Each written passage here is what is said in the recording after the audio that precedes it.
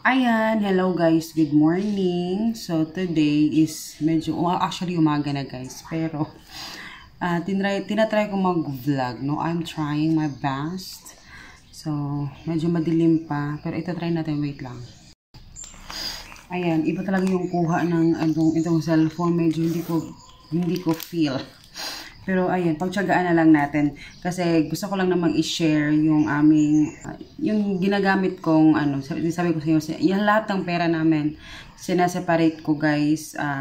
Ito ay syempre sa mga karanasan ko ng mga nakaraang taon, 'di ba? So parang lumilipas ang panahon, nag-i-improve na din yung ating spending, yung ating pag-aano sa pera. So ngayon, diba sabi ko sa inyo, nagsasahod kami ni Papa dito sa aming tindahan. So, meron kaming sinasahod guys. So, ang ginagawa ko, I have my bag. Ito yung lagi kong ginagamit. Regalo to sa aking nung aming Christmas party sa D-group. D-group namin sa church. So, actually kay Papa to. Pero ako yung gumagamit kasi mas mas mabilis siyang dalhin. So, pakita ko sa inyo yung mga ginagawa ko everyday, yung mga ginagamit ko ng mga lagayan ng pera. Hindi to fancy na mga lagayan guys, yung mga lang to. Ang importante sa akin is na-organize ko yung pera. So I have here, so sabi ko na sa inyo, diba, ito yung wallet na nilalagyan ko ng aming sahod at saka yung aming print na kita sa print everyday. So, dito ko nilalagay kasi yun yung panggastos namin. So, eto yung iba guys dito, wala nang laman because yung iba nilagay ko na sa mga tamang lagayan nila. So, pakita ko na lang sa inyo. Actually, marami akong mga bags. Ay, mga So, I have here, kasi ito yung mga biggest expenses namin na ginagamit, ito ginagamit namin every month. So, I have here meron akong, ganito yung nilalagyan ko guys. Yung ziplock to, na yung lagay ng mga kinis na pantinda ba. So, mas to siya sa akin kasi napapasok ko lang siya sa bag kasi di ba maliit lang yung bag. At saka, dinadala ko to everyday sa tindahan. So, hindi to lang, fancy na nilalagyan ko lang ng sticker na may rent. So, every day, nagtatabi ako ng 1,000 pesos para sa rent namin. Actually, general na to. Sa rent, sa kuryente, sa tubig. Lahat sa rent. So, yung total na rent namin dito, guys, kasama na yung rent namin dito sa bahay at saka dun sa tindahan. Sa dalawang tindahan. So, pag-usapan din natin yan next time. Pero here, ito yung mga bumabayad sa lahat ng mga malalaking expenses.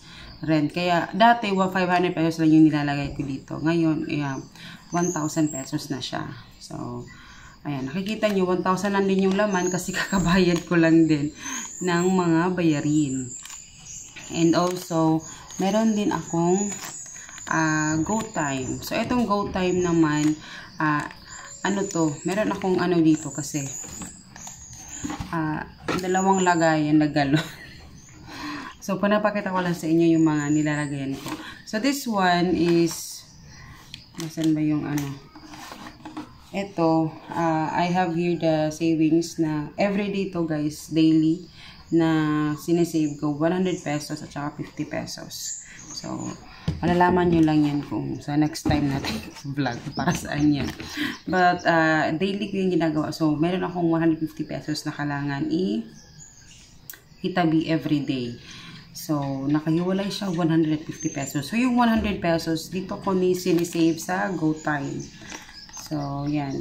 Kaya, nandyan din siya sa bag ko yung GoTime kasi twice a month, dinideposit ko siya sa GoTime. Ayan. Tapos, I have here my tithe. So, sabi ko sa inyo, nagtatithe ako na weekly sa aming sahod.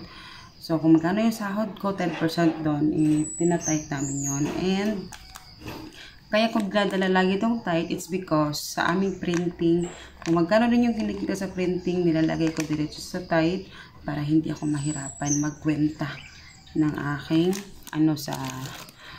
namin. So, yun. So, meron din akong, actually, na-erase na ito. Na-erase na yung pangalan. Pero sa saging to, guys. So, meron kaming other extra income, yung aming banana cue, turon, ganyan. So, pag-usapan din natin yan next time. So, next time pag-uusapan natin yan. Ito yung medyo malaki-laki yung pera na nakaano dito. At ginagamit namin din to sa pang Gcash namin. So, everyday to nalalagyan ng pera kasi everyday kami ng saging. So, next time pag-usapan din natin yan about sa saging namin. And, ano pa ba? Yun. Tapos, eto naman guys, matagal na to. Nakikita nyo to lagi. Pero wala itong laman. Wala itong laman ngayon. Mamaya ko pa to lalagyan. So, eto ay yung wallet na may mga ganto-ganto. So, this one naman, kasi today is Tuesday, so, kahapon Monday, mag-start ako ng everyday, nagsaseparate din ako ng 200 pesos. It's because aming huluga. So, meron kaming huluga. Next time, pag-usapan din natin yan. Yung huluga namin is 1,000 pesos per week. So, dapat dinidivide ko siya ng 5 days.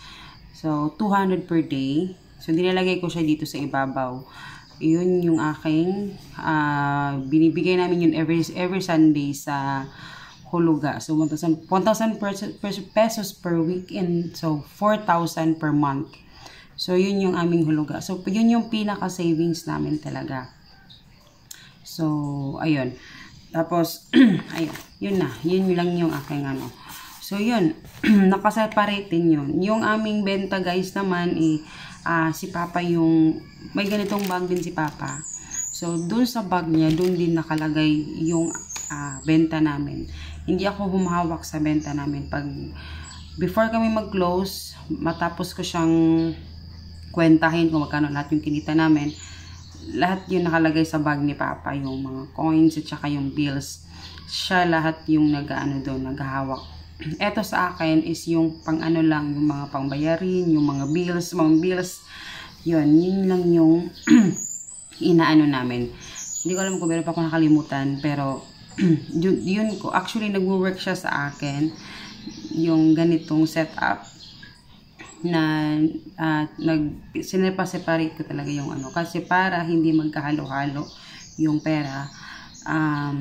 Yun nga, yung pinaka ano talaga is ayokong ihalo yung, kaya nagsasahod kami guys because ayokong naghahalo yung pera namin sa aming negosyo kasi na-experience namin yan before na feeling mo kasi pag ano, napakadami mong pera pag yung kita namin sa tindahan at saka yung parang sa personal namin parang magkasama lahat, feeling mo sa'yo lahat yung pera. No, ang ending mauubos talaga yung ano mo, kasi nasa mindset mo na marami kang pera, di ba?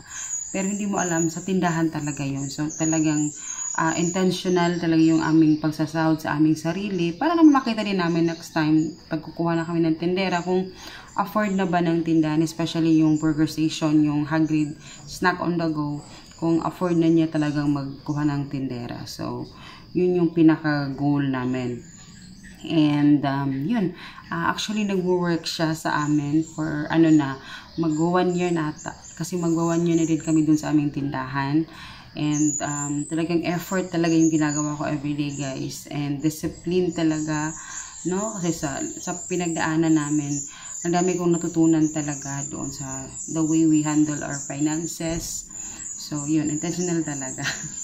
So, yun lang guys. Yun lang yung gusto kong i-share sa inyo. Salamat sa panonood. And sa mga comments ninyo, maraming salamat sa mga new followers. Sobrang maraming salamat talaga sa inyong suporta.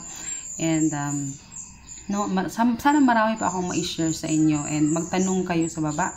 Mag-comment kayo sa comment section kung ano yung mga gusto nyong itanong. And yung gusto nyo ding i-share about sa pagbabudget. So, yun lang guys. See you in my next video. Salamat sa panonood. Bye!